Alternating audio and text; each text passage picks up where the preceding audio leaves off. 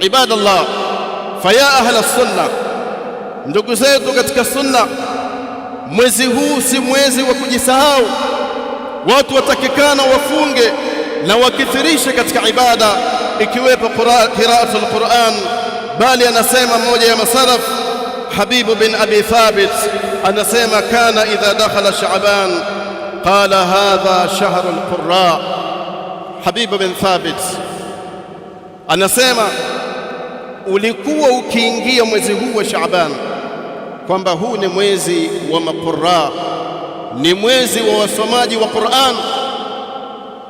Bali wema waliotangulia walikuwa wakifanya matendo yale ambayo yanaokithirishwa kufanywa katika Ramadhan, ikiwepo siyam pamoja na Qur'an.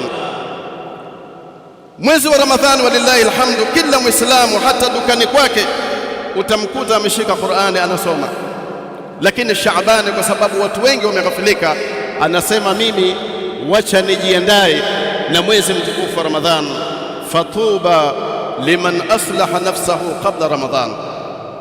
Amr bin Qais anasema heri nyingi kwa yule ambaye aliyoiandaa nafsi yake kabla ya mwezi mtukufu wa Ramadhan, kuiandaa nafsi yake katika taa, katika kumtii Allah tabaraka wa taala. Aqulu qawli hadha wa astaghfirullah alazim li wa lakum.